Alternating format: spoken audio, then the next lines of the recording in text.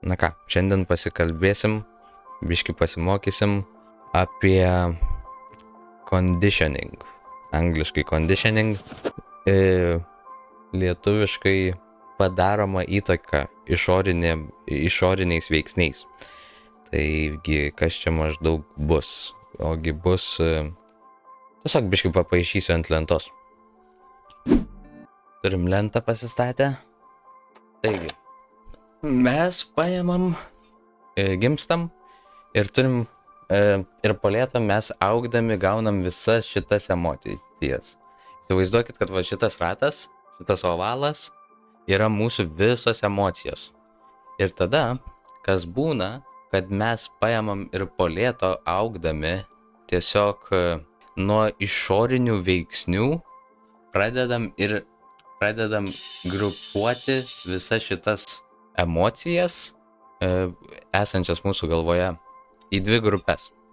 Tai yra į priimtinas ir nepriimtinas emocijas. Ir kas tada būna?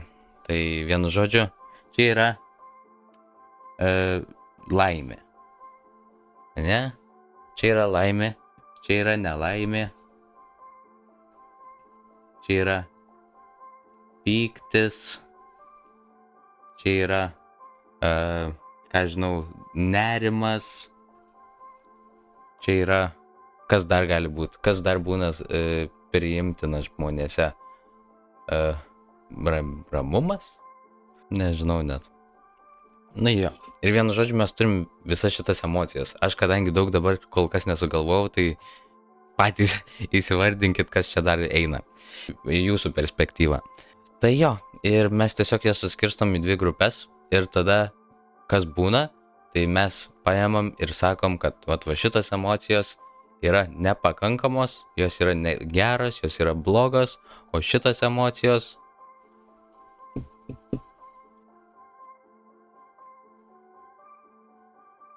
ir gerai. Tai kaip dabar tai visa tai įvyksta? Per išorinius veiksnius. Kokie būna tie išoriniai veiksniai, kurie suskirsto va taip į du tokius pogrupius. Šitas visas reikalas pradeda ugdytis pirmoji, ketvirtoji, aštuntoji klasėse. Tai mes tiesiog paėmam, kažkas pavyzdžiui paėma, jūs nusijuokėt labai, jūs esat mažiukas vaikiukas savo klasėje ir jūs tiesiog paėmat, nusijuokėt arba kažką padarot kvailo ir kiti vaikai paėma ir jūs kritikuoja. Sako, ką tu čia dabar padarei, arba tai kas čia su tavim negerai, arba dar ką nors pasako. Ir tada jūs jau pradedat jaustis, lyg jūsų ta emocija, tas poelgis, tas veiksmas yra nepriimtinas netgi iki tokio lygio, jog galbūt nepadės, kaip čia pasakyti, nepadeda net išgyvenimui. Tai pavyzdžiui, jeigu paimtumėt ir įsivaizduotumėt, kad vaiko matymas visas vaiko pasaulis yra tik tai jo šeima ir paskui dar ta klasė, su kuria jis mokinasi, tai jūs įsivaizduokit, kaip traumuoja tą vaikutį toksai pasakymas, kai jų tas perceptionas, jų visas akiratis yra užsifokusavęs tik tai klasėje ir savo šeimos gyvenime. Nes jie daugiau tuo metu kaip ir nemato. Jie nemato viso to išorės, viso to pasaulio, tų visų galimybių, tų visų vietų, tų visų pripažinimų ir panašiai. Jie tokių dalykų nemato, jie nerūpi, nes jiem tiesiog tuo metu dar biški kitaip veikia visa ta mąstysena. Tai jūs įsivaizduokit, prarasti pusę, galima sakyti, vietos, pusę gyvenimo dėl to vieno poelgio. Tai ką mes padarom? Mes paėmam ir sugrupuojam į blogąją pusę. tą visą veiksmą, tą emociją, kurią mes pajutom, sugrupuojam į neigiamą, nepriimtiną pusę.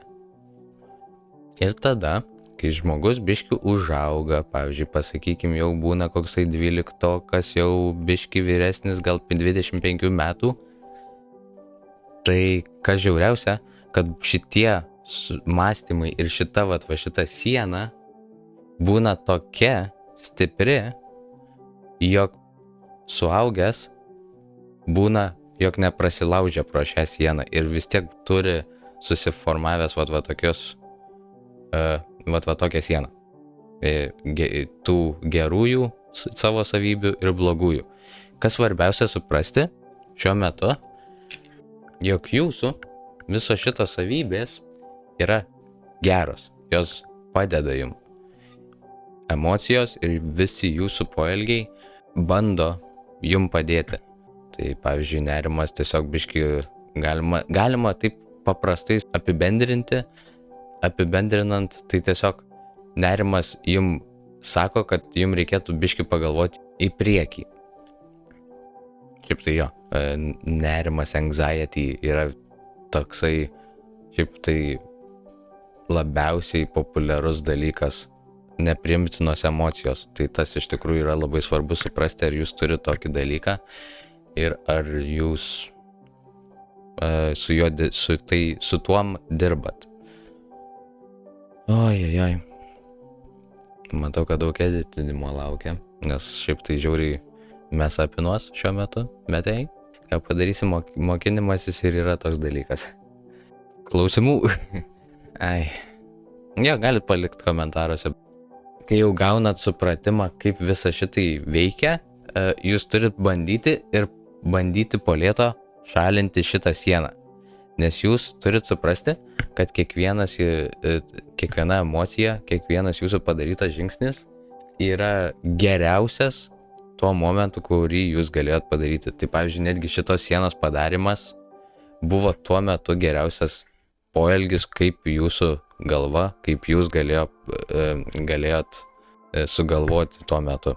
Tai vienu žodžiu, bet šiuo metu būtų geriausia bandyti ir nuardyti tą sieną. Nes šiaip tai visos emocijos ten yra jum padėti būti pilnu savimi.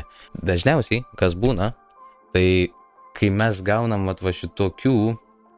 kai mes gaunam šitą sieną ir mes, žinot, ką pradedam daryti, mes bandom šitą dalyką padidinti savo, kaip čia pasakyti, pripažinimą,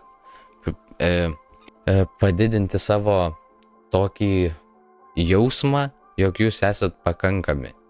Ir mes bandom išoriškai tai padėti. Tai pavyzdžiui, čia yra pinigai. Jetus. Čia yra knyga. Palaukit. Mokslai. Su daugiau mokslų. Su kitų žmonių pripažinimu. Su, kaip čia pasakyti, people pleasinimu. Ko čia mes dar turim? Su kokiam nors netgi meditacijom. Aš net nežinau, kaip reikėtų, su kokiam nors meditacijom, net nežinau, kaip reikėtų nupiešti.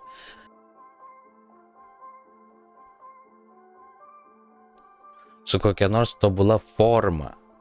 Su kokia, ką žinau, dar galit, jūs turbūt patys galite įsivardinti, kaip jūs galbūt šitą savo priimtiną pusę bandot išoriškai padidinti. Kur yra šaknis paslėpta, kaip ir jau tarėmės, ne čia, ne išorėje, nebandyti pridėti prie šito kampo rutuliuko kažką išoriško, o paimti ir bandyti pašalinti šią sieną. Paimti, bandyti susidraugauti su kiekviena savo dalimi. Tai jo, tikiuosi padėjo, tikiuosi kažką supratot ir, ką žinau, lauksiu jūsų kitam vaizdo įraše. Su jumis buvo Emais. Iki.